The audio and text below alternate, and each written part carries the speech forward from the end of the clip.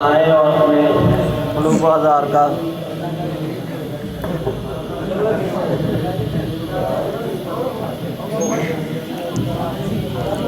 الحمدللہ الذی ابدع الافلاک والارضین والصلاة علی من کان نبیا وآدم بین الماء والتین وعلی آلہ واصحابہ واتباعہ وأهل بيته أجمعين. أما بعد فأعوذ بالله من الشيطان الرجيم. بسم الله الرحمن الرحيم. هدى للناس وبينات من الهدى والفرقان. قال الله تبارك وتعالى إن هذا القرآن يهدي للتي هي أقوم. صدق اللہ العظیم. قال النبی صلی اللہ علیہ وسلم خیرکم من تعلم القرآن وعلمہ. صدق اللہ العظیم وصدق رسولہ النبی الکریم الامین ونحن علی ذلک لمن الشاہدین والشاکرین والحمد للہ رب العالمین.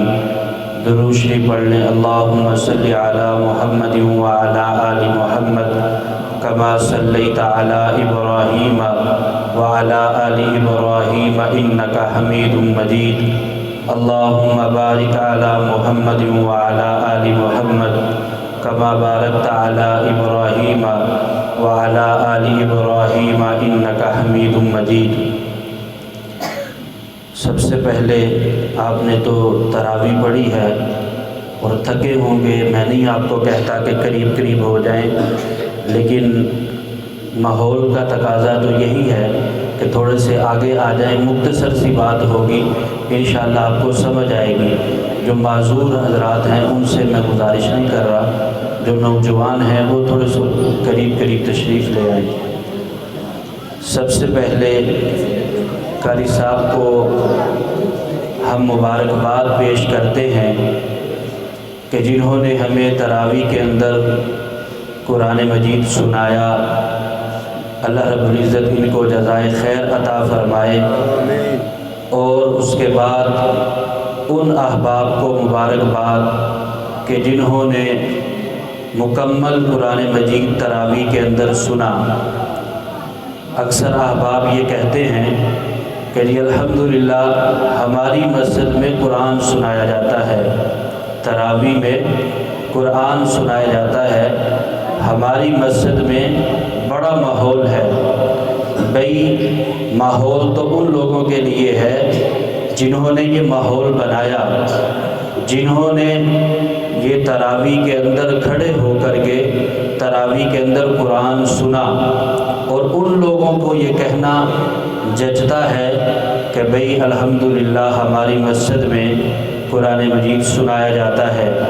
وہ احباب کہ جو تراویح کے لیے نہیں آتے رہے، چلو ختم قرآن کے موقع پر وہ تشریف لے آئے، اور ہم دعا کریں گے کہ اگلے سال اللہ پاک ان کو توفیق عطا فرمائے، اور جو چند ایام رہ گئے ہیں ان کے اندر اللہ پاک ان کو توفیق عطا فرمائے کہ وہ بھی تراویح آ کر کے پڑھیں اور نماز 5 وقت کی باجماعت ادا کریں. اصل میں ابتدا تو قرآن مجید کی آیت سے اور اس کی تشریح سے کرنا چاہتا تھا، لیکن اس بات کی مناسبت سے ایک واقعہ حضرت عبداللہ ابن مبارک رحمۃ اللہ علیہ کا، بہت بڑے صوفی ہیں، بہت بڑے محدث گزرے ہیں. وہ فرماتے ہیں کہ جب میں دین کے شعبے میں نہیں آیا تھا، دین کے ساتھ وابستہ ابھی نہیں ہوا تھا، مسلمان تو تھا، اسلام تو رگ میں تھا، اسلام سے محبت بھی تھی، لیکن وہ فرمانے لگے کہ میں نوجوان تھا، میں ایک لڑکی پر عاشق ہو گیا. فرمانے لگے کہ میں رات کے وقت اس لڑکی کو ملنے کے لیے جاتا، اس لڑکی کو جب ملنے کے لیے جاتا تو پوری رات میں کھڑا رہتا. فرمایا ایک دن ایسا ہوا کہ میں جب لڑکی سے ملاقات کے لیے گیا تو عشاء کی نماز میں نے ایک مولوی صاحب کے پیچھے پڑھی، تو اس مولوی صاحب نے عشاء کی جو پہلی 2 رکعت تھی بہت لمبی کر دی۔ میں نے نماز تو پڑھی، نماز پڑھنے کے بعد بڑا غصہ آیا کہ یہ کیسے مولوی صاحب ہیں، اپنی قرات دکھلانا چاہتے ہیں، اتنی لمبی نماز کر دی۔ بھلا ہم تھکے ہوتے ہیں، ہم نے کام کاج کیے ہوتے ہیں، یہ اس نے نماز اتنی لمبی پڑھا دی، اس نے مقتدیوں کا خیال ہی نہیں کیا۔ فرمانے لگے کہ اب میں ملاقات کے لیے جانے لگا، پوری رات کھڑا رہا، لڑکی وہاں پر ملاقات کے لیے نہیں آئی۔ فرماتے ہیں کہ مجھے غصہ نہیں آیا، میرے چہرے کا تاثر نہیں بدلا۔ فرمایا کہ جس قدر میں انتظار کرتا مجھے اور زیادہ مزہ آتا، لیکن میں دل میں اتنا ضرور سوچتا تھا کہ مجھے بتلا تو جائے کیا وجہ ہے۔ اگر مجھے 3 دن کھڑا رہنا پڑے، مجھے 3 مہینے کھڑا رہنا پڑے، میں اس کی محبت میں کھڑا رہ سکتا ہوں۔ صبح کی اذان ہوئی، اذان کے وقت وہ لڑکی آئی اور آ کر کے کہنے لگی کہ آج گھر میں مہمان آ گئے تھے جس کی وجہ سے میں ملاقات نہ کر سکی۔ تو عبداللہ ابن مبارک فرماتے ہیں کہ میرے چہرے کے تاثر نہ بدلے، مجھے غصہ نہ آیا۔ جب میں واپس آنے لگا میرے کانوں میں الصلاۃ خیر من النوم کی آواز پڑی، بس یہ پڑھنے کی دیر تھی کہ اس نے میرا دل کے اندر جو اسلام کی چنگاری تھی اس کو جلا دیا، اور میرے اندر جو اسلام تھا وہ بیدار ہوا کہ عبداللہ ابن مبارک کس قدر تو بدبخت ہے کہ تو جب نماز پڑھنے کے لیے جاتا ہے، اللہ کے سامنے کھڑا ہونے کے لیے تجھے کھڑا ہونا پڑتا ہے، تو کہتا ہے کہ نماز لمبی ہے، رکعتیں لمبی ہیں، عشاء کی نماز بہت زیادہ ہے۔ فرمایا کہ اس لڑکی سے مجھے محبت ہے، پوری رات مجھے کھڑا ہونا پڑتا ہے، کھڑا ہوتا ہوں، معلوم ہوا مجھے نماز سے محبت ہی نہیں ہے، معلوم ہوا مجھے اسلام سے محبت ہی نہیں ہے، معلوم ہوا مجھے دین سے محبت ہی نہیں ہے۔ جس چیز سے انسان کو محبت ہوتی ہے، جس چیز سے انسان کو لگاؤ ہوتا ہے، انسان اس کے لیے محنت کرتا ہے، انسان اس کے لیے اپنے آپ کو کھپا دیتا ہے، اپنی جان کو لگا دیتا ہے۔ انسان یہ نہیں کہتا ہے کہ بھائی میں فلاں جگہ پر درزی کا کام کرتا ہوں، پورا دن مجھے سلائی کرنا پڑتی ہے، میں مستری کا کام کرتا ہوں، پورا دن کھڑا ہو کر کے اینٹیں لگانی پڑتی ہیں، سردی ہوتی ہے، ٹھنڈی ٹھنڈی اینٹیں پکڑ کر کے اوپر رکھنی پڑتی ہیں، گرمی ہوتی ہے، کوئی بھی اوپر سایہ نہیں ہوتا ہے، پورا دن کھڑا ہو کر کے اینٹیں لگاتا ہوں، اور جب باری آتی ہے نماز کی تو ہم کہتے ہیں نماز تو بڑی لمبی ہوتی ہے، نماز ہم سے نہیں پڑھی جاتی ہے، نماز مختصر ہونی چاہیے۔ یہ محبت کی بات ہے۔ انسان کو جس سے جتنی محبت ہوتی ہے، جتنا اس کا شوق ہوتا ہے، انسان اتنا زیادہ اس کی طرف مائل ہوتا ہے۔ یہ شوق کی بات ہے۔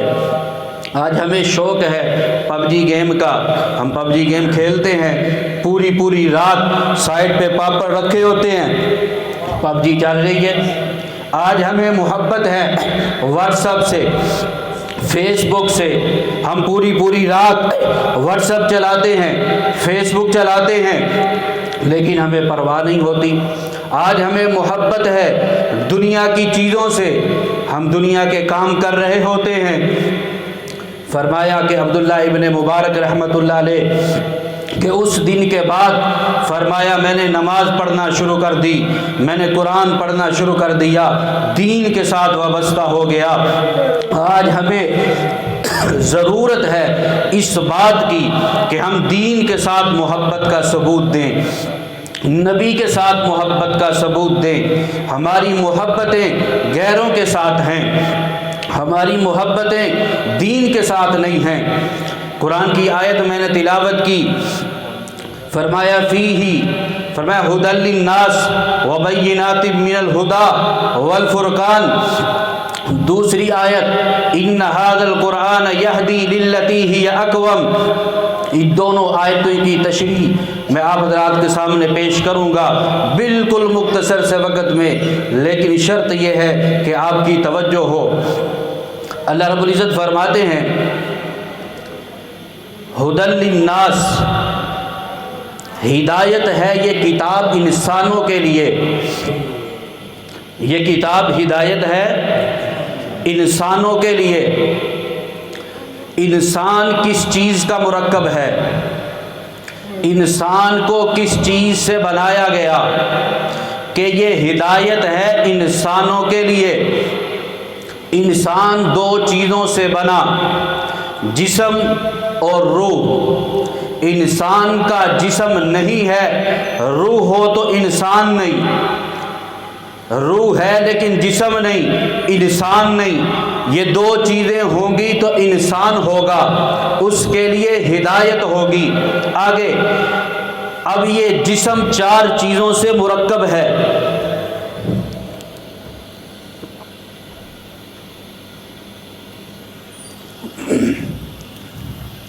جسم کتنی چیزوں سے مرکب ہے جی؟ چار چیزوں سے۔ مٹی سے انسان کو بنایا گیا، ہوا سے انسان کو بنایا گیا، آگ سے انسان کو بنایا گیا، پانی سے انسان کو بنایا گیا۔ یعنی کہ انسان بنا مٹی سے، انسان بنا زمین سے، انسان کا جسم کو وجود ملا زمین سے۔ مٹی بھی زمین کی جنس، پانی بھی زمین کی جنس، ہوا بھی زمین کی جنس، آگ بھی زمین کی جنس۔ اب اس کو غذا کے لیے بھی جس چیز کی ضرورت پڑے گی وہ بھی مٹی سے ہی حاصل ہوگی۔ جسم کو غذا کی ضرورت پڑے گی تو جسم کو غذا حاصل کرنے کے لیے مٹی کا رخ کرنا پڑے گا، مٹی سے اس کو غذا ملے گی۔ اب آئیے روح کی طرف۔ روح کو اللہ نے آسمان سے اتارا ہے، اللہ نے آسمان سے اتارا ہے، اس کو غذا بھی ملے گی آسمان کی کسی چیز سے۔ آسمان کی چیز کون سی ہے؟ فرمایا وہ کتاب ہے، وہ کتاب اللہ ہے، وہ کلام اللہ ہے۔ اللہ نے یہ جو قرآن اتارا ہے یہ انسان کی روح کی غذا ہے۔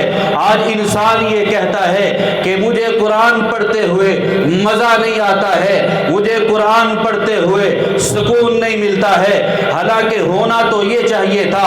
ہمارا دعویٰ یہ ہے، قرآن کا بھی دعویٰ یہ ہے، ان ھذا القرآن یہدی للتی ہی اقوم۔ قرآن کہتا ہے میرے نگینے میں آ جاؤ، قرآن کہتا ہے میرے سفینے میں آ جاؤ، قرآن کہتا ہے اور میرے دامن میں آ جاؤ، آپ کو سکون دوں گا، آپ کو اطمینان دوں گا، آپ کو ہدایت دوں گا۔ قرآن کہتا ہے میرے سفینے میں آؤ گے، میرے دامن میں آؤ گے، دنیا کی ساری پریشانیوں کو ختم کر دوں گا۔ لیکن انسان کہتا ہے، خصوصاً آج کا مسلمان کہتا ہے ہم قرآن کو سنتے ہیں مزہ نہیں آتا ہے، بلکہ شیخ سعدی سے کسی نے کہا شیخ سعدی اب قرآن بدل گیا ہے، قرآن پہلے پڑھا جاتا تھا اس کی ایک تاثیر تھی، لوگ مسلمان ہوتے تھے، قرآن کو پڑھا جاتا تھا، لوگ دیکھ کر کے جمع ہو جاتے تھے، قرآن کو سن کر کے حضرت ابو بکر حضرت عمر مسلمان ہو جایا کرتے تھے، صحابہ مسلمان ہو جایا کرتے تھے۔ شیخ سعدی نے کہا نا ایسی بات نہیں ہے، قرآن ابھی بھی وہی قرآن ہے۔ انہوں نے کہا بات سمجھ میں نہیں آئی،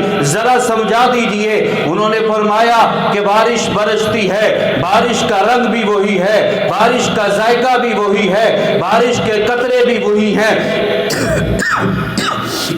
فرمایا یہ بارش اسی طرح برستی ہے جیسے پہلے برستی تھی، اب بھی برستی ہے۔ فرمایا یہ ایسی زمین پر برستی ہے جہاں سے پھول نکلتے ہیں، خوشبو مہکتی ہے، اور یہی بارش ایسی زمین پر پڑتی ہے جہاں پر گند ہوتا ہے، وہاں سے بدبو اٹھتی ہے۔ اس بارش کے ذریعے سے کوئی یہ کہے کہ یہ گند کے ڈھیر پہ پڑی ہے، وہاں سے بدبو آئی ہے، یہی بارش کسی کھیت میں پڑی ہے، وہاں پہ پھول اگے ہیں۔ وہاں سے خوشبو آئی ہے۔ کوئی کہے کہ جناب یہ تو بارش کا قصور ہے، ارے آپ کی عقل کا دھوکہ ہے، بارش کا قصور نہیں ہے، یہ جگہ کا قصور ہے۔ فرمایا ان ھذا القرآن یہدی للتی ہی اقوم، یہ قرآن ہدایت ہے، یہ قرآن سے سکون ملتا ہے۔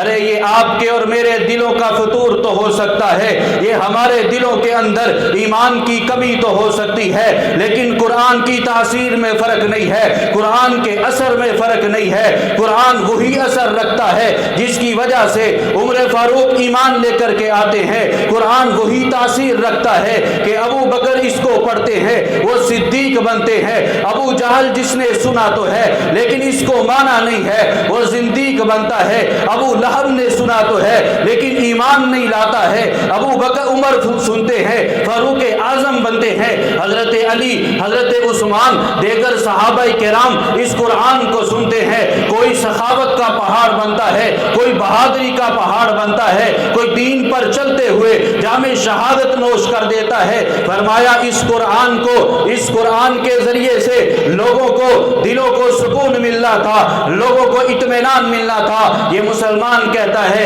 ہم پڑھتے ہیں سکون نہیں ملتا ہے، ہم پڑھتے ہیں اطمینان نہیں ہوتا ہے، وجہ کیا ہے؟ ہمارا ایمان کمزور ہے۔ وجہ کیا ہے؟ ہم نے قرآن کو کھولا نہیں ہے۔ وجہ کیا ہے؟ ہم نے قرآن کے 5 حقوق کو سمجھا نہیں ہے۔ وجہ کیا ہے؟ ہم نے قرآن کو سمجھنے کی کوشش نہیں کی ہے۔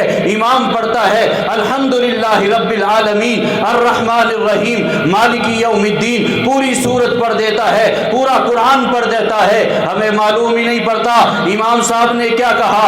امام صاحب نے کہا ہم نے اپنے مالک کا اقرار کر لیا جو دونوں جہانوں کا رب ہے، ہم نے اس کی تعریف کر دی، ہم نے اپنے رب کا اقرار کر لیا جو ہمارا مالک ہے، ہم نے اپنے مالک کی بزرگی کا اقرار کر لیا، ہم نے اپنے مالک کو تسلیم کر لیا۔ ایاک نعبد و ایاک نستعین، اے اللہ ہم آپ سے ہی عبادت، آپ کی عبادت کرتے ہیں، آپ سے ہی مدد طلب کرتے ہیں۔ ہم نے اپنے رب سے اقرار کر لیا کہ اے اللہ جو آپ کی عبادت نہیں کرے گا وہ جہنم میں جائے گا، جو آپ کی عبادت کرے گا، جو آپ کی عبادت کرے گا وہ جنت میں جائے گا، جو عبادت نہیں کرے گا وہ جہنم میں جائے گا۔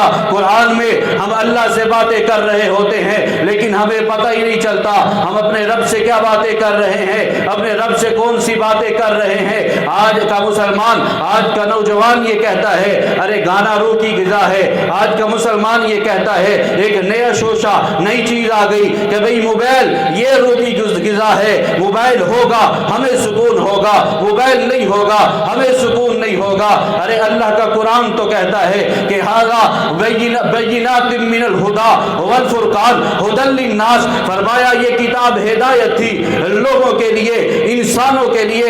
انسان کی جسم کی غذا یہ زمین سے نکلی تھی اور اس کی روح کی غذا اللہ نے آسمانوں سے اتاری تھی، اس نے اپنی روح کی غذا کو دیا ہی نہیں ہے۔ اس کی روح کو جب غذا نہ ملی، جب قرآن کی تلاوت نہ ملی، جب قرآن کا پانی نہ ملا، جب قرآن کی اس کو ویکسین نہ ملی تو اس کی روح ختم ہو گئی، اس کی روح مردہ ہو گئی۔ اس کی روح کے سامنے آپ جہنم کے تذکرے کرو، جنت کے تذکرے کرو، اس کے سامنے آپ بڑی سی بڑی قرآن کی آیتیں پیش کر دو، اس کے سامنے اللہ کا عذاب آج سے کچھ کئی صدیاں پہلے حضرت موسیٰ علیہ السلام کی قوم کے اوپر ہم پڑھتے ہیں عذاب آیا، اللہ نے پہاڑ کو ان کے سروں کے اوپر لا کر کے کھڑا کر دیا اور کہ اللہ نے کہا کہ مانتے ہو کہ نہیں مانتے؟ کہا مانتے ہیں، یہ پہاڑ کو سائڈ پہ کر دو۔ اللہ نے پہاڑ کو سائڈ پہ کر دیا، قوم نے کہا ہم پھر نہیں مانتے۔ جب ہم یہ واقعات سنتے ہیں ہم کہتے ہیں یار کیسی قوم تھی، اللہ کا عذاب آتا تھا لیکن پھر مکر جاتے تھے۔ اللہ نے کہا مانتے ہو کہ نہیں مانتے؟ کہا اللہ اس پہاڑ کو سائڈ پہ کر دو پھر ہم مانیں گے۔ اس کے بعد پھر سرکشی کر دی، اللہ نے کھانے کے اندر جوؤں کا، اللہ نے کھانے کے اندر خون کا عذاب بھیج دیا، کہا یا اللہ اس عذاب کو ختم کر دو ہم پھر مانیں گے۔ اسی طرح کے بے شمار عذابات ان کے اوپر آئے۔ ہم کہتے ہیں یار کیسی قوم تھی کہ کہ اللہ کے عذاب آتے ہیں مانتے نہیں ہیں، اللہ کے عذاب آتے ہیں پھر مکر جاتے ہیں۔ آج ہمارا حال بھی کچھ یہی ہے کہ اللہ کے عذاب کو ہم دیکھ رہے ہوتے ہیں، اللہ کی بارش کو ہم دیکھ رہے ہوتے ہیں کہ جب بارش کی ضرورت ہوتی ہے بارش پڑتی نہیں ہے، جب بارش کی ضرورت ہوتی ہے بارش پڑتی نہیں ہے، اور جب بارش کی ضرورت نہیں ہوتی ہے اس وقت بارش کا نزول ہوتا ہے۔ یہ کیا ہے؟ یہ اللہ کے عذابات کو دیکھ کر کے یہ مسجدیں کیوں نہیں بھرتی ہیں؟ ہمارے آقا نامدار حضرت محمد مصطفیٰ صلی اللہ علیہ وسلم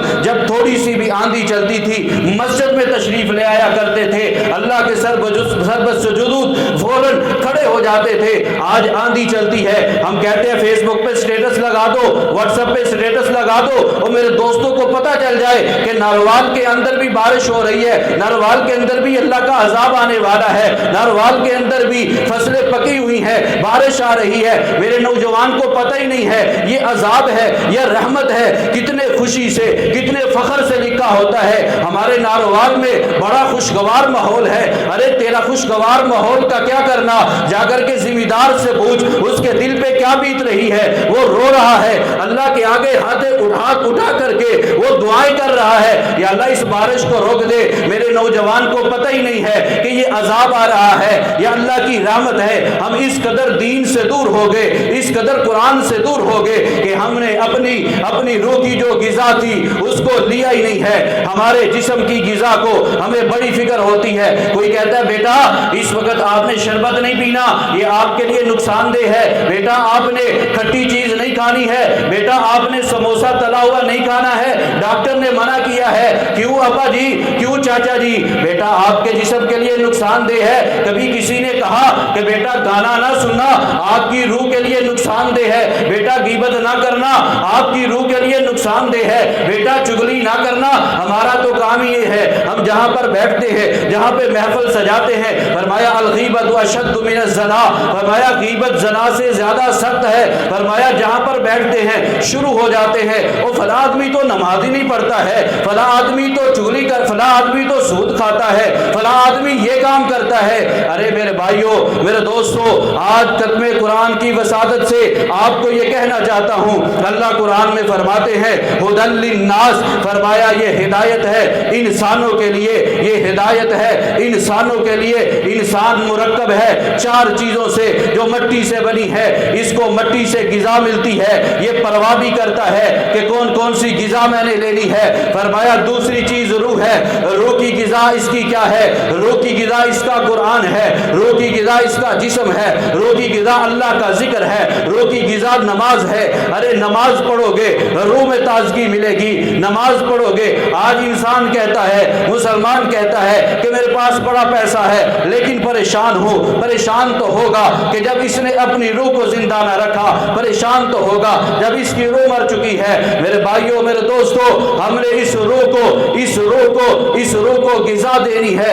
اللہ نے یہ قرآن مجید ہمیں عطا کیا، یہ بہت بڑی نعمت ہے، اللہ کی اتنی بڑی نعمت ہے۔ فرمایا تورات، زبور، انجیل یہ ساری اکٹھی آئی۔ تورات لینے کے لیے موسیٰ کوہ طور پر جاتے ہیں حضرت، اور زبور لینے کے لیے معبد خانے میں جانا پڑتا ہے، انجیل لینے کے لیے معبد خانے میں ساری کی ساری کتابیں اکٹھی یکبارگی کے ساتھ نازل ہوئی ہیں، اور یہ قرآن بکھر کر کے نازل ہوا ہے۔ آقا علیہ الصلوۃ والسلام مکے میں گئے ہیں، قرآن وہاں پہ نازل ہوا ہے، مدینے میں گئے ہیں، قرآن وہاں پہ نازل ہوا ہے، صحابہ کرام کے ساتھ بیٹھے ہیں، قرآن وہاں پہ نازل ہوا ہے، آقا علیہ الصلوۃ والسلام سفر میں ہے، قرآن وہاں پہ نازل ہوا ہے۔ ساری کتابیں اکٹھی نازل ہوئی، بکھر گئی، تبدیل ہو گئی، لیکن قرآن مجید وہ عظیم کتاب ہے جو کتاب اللہ ہونے کے ساتھ ساتھ کلام اللہ بھی ہے، اور کلام اللہ ہونے کے ساتھ ساتھ یہ بکھر کر آئی ہے،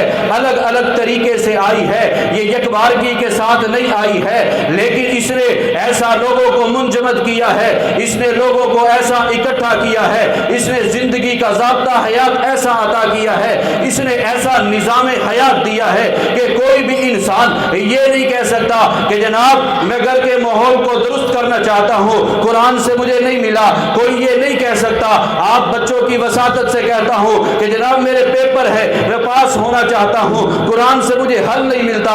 اللہ کی قسم قرآن کے اندر حل موجود ہے۔ کوئی یہ کہے کہ مجھے فلاں پریشانی ہے لیکن قرآن کے اندر مجھے پریشانی کا حل نہیں ملا ہے، اللہ نے اس کتاب کے اندر ہر چیز کا حل رکھ دیا ہے، لیکن آج کمی ہے تو ہمارے اندر ہے، آج کمی ہے تو ہمارے ایمان کے اندر کمی ہے۔ اللہ نے اس کتاب کو الگ الگ طرق سے نازل کر کے اس کو منجمد اور اس کے اندر ہر چیز کو رکھ دیا ہے۔ اللہ رب العزت کا بے حد کرم ہے، احسان ہے کہ اللہ نے ایسی کتاب ہمیں عطا کی ہے کہ وہ کتاب جس کے بارے میں اللہ رب العزت فرماتے ہیں انا نحن نزلنا الذکر وانا لہ لحافظون، اسی کتاب کے بارے میں اللہ رب العزت فرماتے ہیں۔ آقا علیہ الصلوۃ والسلام کی ایک روایت ہے، ایک آدمی بیٹھا ہوا ہے، صحابی رسول ہے، آقا علیہ الصلوۃ والسلام کے پاس فرشتے آتے ہیں، حضرت جبرائیل فرمایا کہ اس آدمی کی مرنے کا وقت قریب ہے، وفات کا وقت قریب ہے۔ اللہ کے رسول نے صحابی کو بتلایا آپ کی موت کا وقت قریب ہے، جو کرنا چاہتے ہو کر لو۔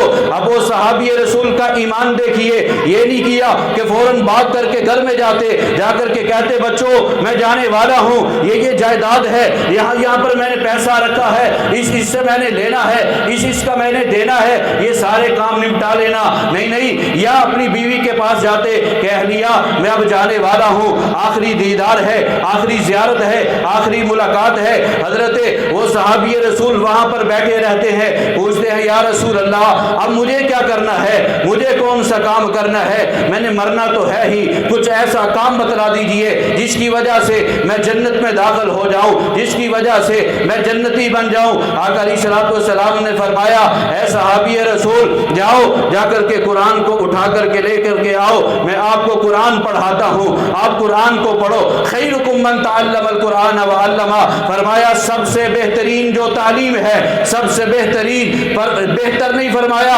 بہترین فرمایا۔ آج کا مسلمان کہتا ہے اعلیٰ تعلیم برطانیہ سے، اعلیٰ تعلیم انگلینڈ سے، اعلیٰ تعلیم فلاں سے، لیکن اللہ کے نبی فرما رہے ہیں سب سے اعلیٰ تعلیم قرآن کی تعلیم ہے۔ ارے اس سے بڑھ کر کے اعلیٰ تعلیم کیا ہو سکتی ہے جو جنت میں داخل کرواتی ہے؟ اس سے بڑھ کر کے اعلیٰ تعلیم کیا ہو سکتی ہے جو اپنے نبی کا پتہ بتلاتی ہے، جو اپنے رب کا پتہ بتلاتی ہے؟ اللہ کے رسول فرماتے ہیں میں آپ کو قرآن پڑھاؤں گا، آپ قرآن کو پڑھنا، اسی حالت میں آپ کی موت ہو جائے گی، اسی حالت میں آپ اللہ سے ملو گے۔ فرمایا جو قرآن پڑھتے اور پڑھاتے ہوئے اس دنیا سے رخصت ہو جائے گا، فرمایا اس کے لیے اللہ پاک جنت کے 8 دروازے کھول دیں گے۔ صحابی رسول نے قرآن کھولا، اللہ کے رسول قرآن کو پڑھا رہے ہیں، وہ پڑھ رہے ہیں، اسی حالت میں وفات ہو گئی۔ فرمایا کہ چھوٹا سا بچہ جب پیدا ہوتا ہے تو اس بچے کے لیے ہم لباس لے کر کے آتے ہیں، بالکل زیرو سائز۔ بچہ بڑا ہوتا ہے، آہستہ آہستہ پروان چڑھتا ہے، 2 سال کا 3 سال کا ہو جاتا ہے، اس بچے کے لیے لباس بھی بڑا ہو جاتا ہے۔ یہ نہیں کہ 2 سال کے بچے کو پیدائش والا لباس پہنا دیا جائے، بھئی اس کو پہناؤ، کہتے آتا نہیں۔ 10 سال کا ہوتا ہے لباس بدل جاتا ہے، 15 سال کا لباس بدل جاتا ہے، 20 سال کا، یہاں تک کہ یہ نوجوان ہو جاتا ہے۔ جب یہ نوجوان ہوتا ہے تو اس کے لیے ایک ہی لباس ہوتا ہے، 6 میٹر کا تقریباً کپڑا لگتا ہے۔ اب چاہے یہ بوڑھا بھی ہو جائے اتنا ہی اس کا لباس ہوگا، اتنا ہی اس کو کپڑا لگے گا۔ شرط یہ ہے کہ درزی جو ہے وہ ایماندار ہو، اس کو اتنا ہی کپڑا لگے گا۔ اب یہ 10 سال، اب یہ 20 سال کا، 40 سال کا، 50 سال کا، جتنے سال کا بھی ہو جائے لباس یہی ہے۔ فرمایا کہ حضرت آدم علیہ السلام آئے، شریعت کے تقاضے کے مطابق جو دین تھا وہ ملا۔ نوح علیہ السلام آئے، شریعت کے تقاضے مطابق بدلتے رہے احکامات۔ ابراہیم علیہ السلام آئے، اسی طرح دیگر انبیاء کرام آتے رہے۔ آخر میں ہمارے اور آپ کے نبی حضرت محمد مصطفیٰ صلی اللہ علیہ وسلم آئے۔ آپ کے آنے کے بعد اللہ نے ایسا لباس، ایسی شریعت عطا کر دی، ایسا قرآن، ایسا معجزے والا قرآن عطا کر دیا کہ اب کسی اور کتاب کی ضرورت نہیں، اب کسی اور شریعت کی ضرورت نہیں۔ امین صفدر کاروی رحمۃ اللہ علیہ ایک امریکہ کا ایک وہاں پر ویلفیئر ٹرسٹ ہے، اس کا واقعہ لکھتے ہیں، فرمایا کہ یہ وہ جو ٹرسٹ والے تھے انہوں نے کہا کہ یہ بین المذاہب کے نام سے ہم سارے مذاہب والوں کو اکٹھا کیوں نہ کر لیں، یہ کوئی مسلمان ہے، کوئی یہودی ہے، کوئی عیسائی ہے، روزانہ کوئی مذہبی منافرت، روزانہ مذہبی رکاوٹیں، مذہبی لڑائیاں، کیوں نہ ہم سب کو ایک جگہ پر اکٹھا کر لیں۔ صرف یہ آخری بات سنا رہا ہوں، بات ختم کرتا ہوں۔ تو انہوں نے کہا ایسا کرتے ہیں کہ ہم ایک جگہ پر سب کو اکٹھا کرتے ہیں، اکٹھا کرنے کے بعد سب کا ایک ہی مذہب ہوگا۔ انہوں نے عیسائیوں کو لیا، عیسائیوں کے دانشور کو، مسلمانوں کے دانشور کو، اسی طرح یہودیوں کے ایک دانشور کو لیا اور بٹھا دیا، ایک جج مقرر کر لیا۔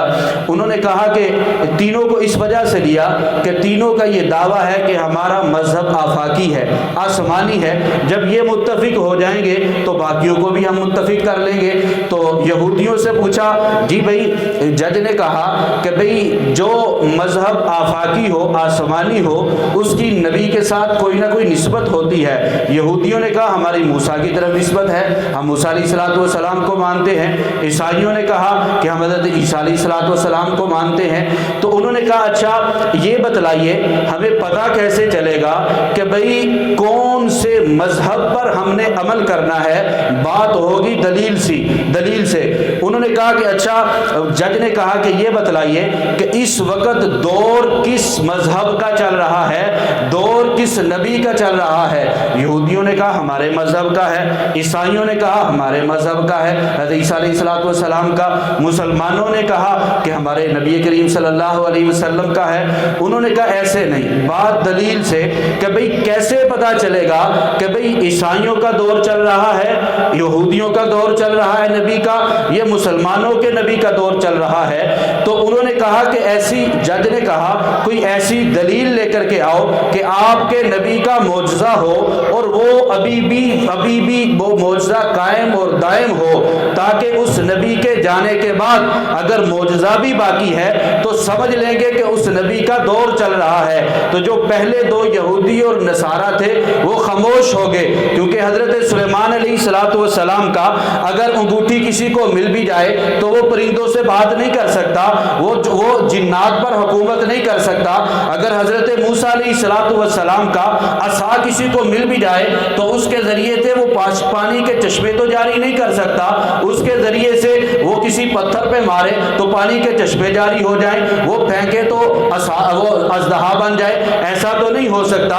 فرمایا مسلمانوں کے پاس اللہ کا قرآن، اللہ کا معجزہ موجود ہے کہ یہ اس وقت بھی ہدایت تھا، ان ھذا القرآن یہدی للتی ہی اقوم، اس وقت بھی اس نے لوگوں کی زندگیوں کو بدلا تھا، اب بھی یہ زندگیوں کو بدل رہا ہے۔ اس وقت بھی اس نے امن کا پیغام دیا تھا، اب بھی یہ امن کا پیغام دیتا ہے۔ اس وقت بھی یہ تبدیل نہ ہوا تھا، اب بھی یہ تبدیل نہیں ہوا ہے، کیونکہ باقی جو آسمانی کتابیں ہیں وہ تبدیل ہو چکی ہیں، وہ بکھر چکی ہیں، لیکن قرآن مجید یہ تبدیل نہیں ہوا ہے۔ قرآن مجید کے اندر ویسے ہی ہدایت ہے جیسے نبی کریم صلی اللہ علیہ وسلم کے ہوتے ہوئے ہدایت تھی۔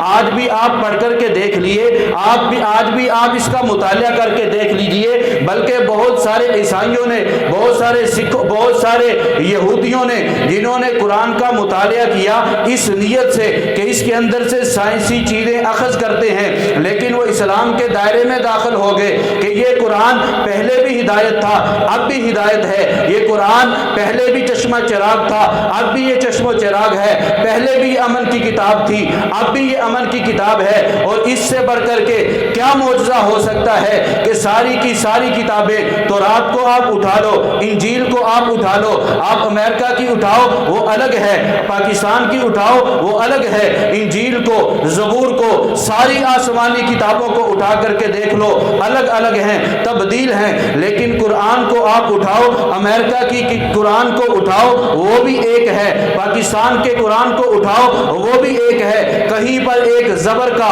رد و بدل نہیں ہے، کہیں پر ایک الفاظ کا بھی رد و بدل نہیں ہے، یہ معجزہ ہی تو ہے۔ ہمیں چاہیے کہ ہم قرآن کے دامن میں آ جائیں، ہمیں چاہیے ہم قرآن کی آغوش میں آ جائیں، لیکن کافر کہاں مانتا ہے؟ یہ بحث مباحثہ ایسے ہی ختم ہو گیا، لیکن ہم مسلمان تو ہم مانتے ہیں ان ھذا القرآن یہدی للتی ہی اقوم۔ آج ہم نے تو کافروں کو بتلانا تھا، ارے قرآن سے ہمیں اتنی محبت ہے، ہمیں 3 راتیں 3 مہینے بھی اس قرآن کے لیے کھڑا کر کے رکھو، ہم کھڑا ہونے کے لیے تیار ہیں۔ ہم نے کافروں کو بتلانا تھا، ارے کافروں ہمیں تو قرآن سے اتنی محبت ہے، ہمیں ٹورنامنٹ سے محبت نہیں ہے، ہمیں قرآن سے محبت ہے، ارے ہمیں 2 گھنٹے کے لیے بھی قرآن کے لیے کھڑا ہونا پڑتا ہے، ہم کھڑا ہونے کے لیے تیار ہیں۔ ارے ہمیں قرآن سے محبت ہے کہ ہم اپنے بچوں کو قرآن کی تعلیم دلوائیں گے، اپنے بچوں کو قرآن سکھلائیں گے۔ ارے ہم نے کافروں کو بتلانا تھا کہ قرآن اتنی تاثیر رکھتا ہے کہ دنیا میں کوئی بھی پریشانی ہو